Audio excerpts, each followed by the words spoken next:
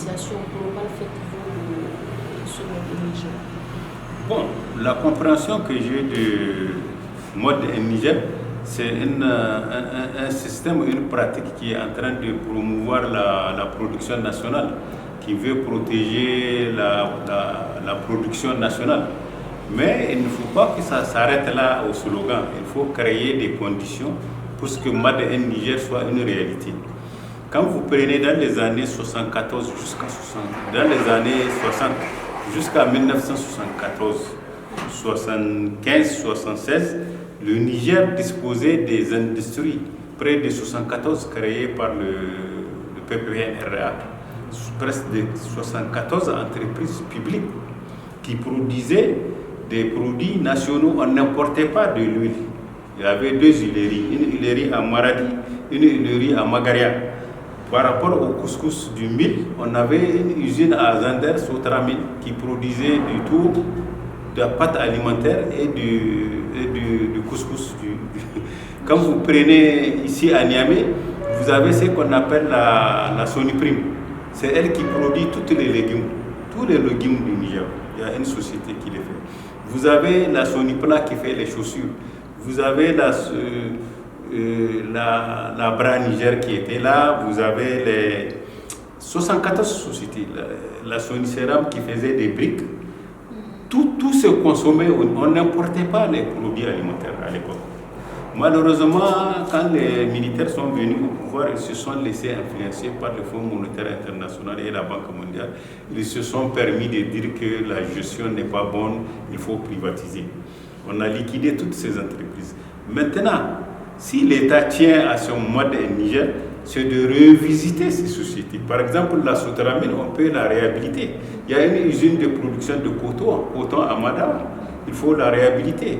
L'huilerie de Magaria, l'huilerie de Maradi, il faut les réhabiliter puisqu'on produit suffisamment de l'arachide pour qu'on puisse consommer. D'abord, notre huile, elle est locale et elle est de grande qualité. L'huile que nous importons ici, on ne sait même pas d'où ça vient. Souvent, ce n'est pas de l'huile d'arachide, c'est vraiment de l'huile artificielle qu'on ne maîtrise pas, qui a un effet sur la santé.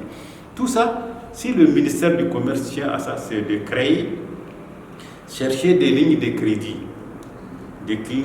avec les barres de fonds, aider les entrepreneurs qui veulent créer des entreprises nationales, qui vont créer des produits, la production nationale, à savoir les entreprises agroalimentaires, créer l'huile, les pâtes alimentaires, tout ça c'est faisable. Si réellement il ne s'agit pas de faire ça chaque année, on organise des cérémonies au palais des congrès ou bien à Radisson pour les caméras et puis les gens s'en vont, il faut l'année prochaine. Non, c'est de prendre des dispositions concrètes pour créer des usines qui vont produire le produit national. Et maintenant, prendre dans le domaine de la fiscalité douanière, de protéger ces produits. Tout produit qui est produit, c'est-à-dire toute importation des produits qui sont fabriqués au Niger doit être taxée pour décourager les importateurs, pour éviter la concurrence déloyale à nos produits. Ça existe. Presque tous les pays appliquent ça. Les États-Unis appliquent ça avec la Chine.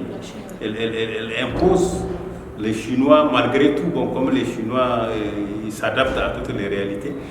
Je me rappelle quand j'étais en Égypte, je m'occupais des affaires financières et commerciales.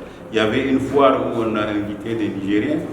Et à l'occasion de cette foire, et nos artisans ont été bloqués à l'aéroport parce qu'ils ont amené des produits qu'on fabriquait. On a fallu négocier chaud pour pouvoir le faire. C'est-à-dire qu'il y a des pays qui protègent. Il y a des produits que vous ne pouvez pas rentrer dans certains pays avec. C'est même interdit, on n'a pas besoin de vous taxer. Quand ça existe dans le pays, pour protéger l'industrie locale, on vous interdit de vendre ça. C'est ça, il faut d'abord créer ces entreprises avant de prendre la fiscalité pour imposer. On ne produit pas suffisamment des produits nationaux, de première nécessité. On ne produit pas. Donc si on dit qu'on taxe de manière très élevée ceux qui rentrent, là on risque de pénaliser nos consommateurs.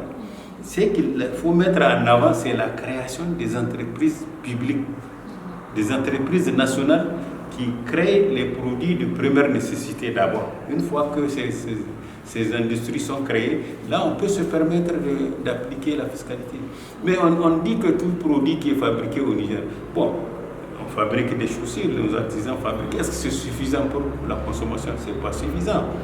On fabrique on fait des pâtes alimentaires. Est-ce que c'est suffisant? L'huile d'arachide que nos dames de Dosso, d'Outi fabriquent, est-ce que c'est suffisant pour la consommation nationale? Donc il faut créer d'abord les usines qui produisent ces huiles, ces produits de première nécessité avant de penser à un protectionnisme douanier. Moi, c'est mon avis comme ça. Okay. Alors, il y a beaucoup de consommateurs qui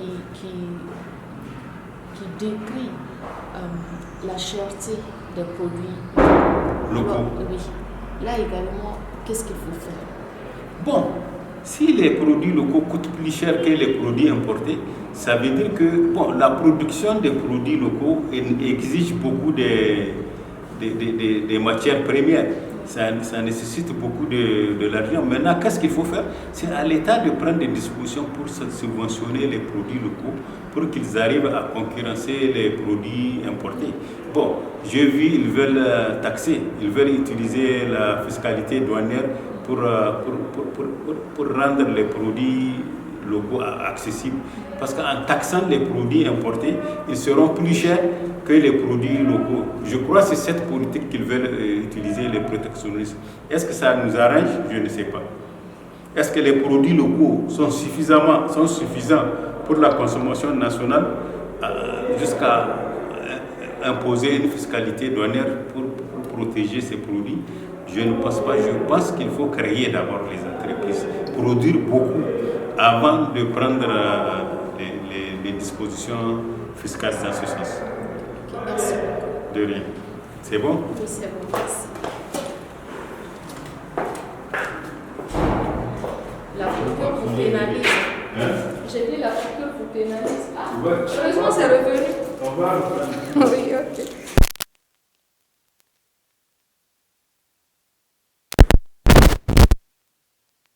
Moi, je finis mon interview, le caméraman n'est pas là. Il est désolé, on va gérer pour la Ok.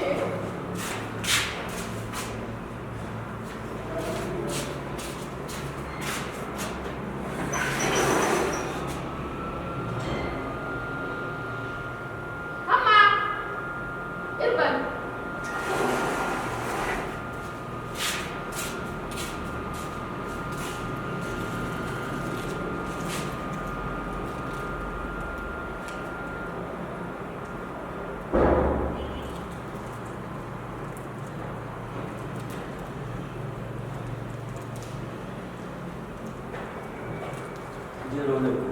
Ok.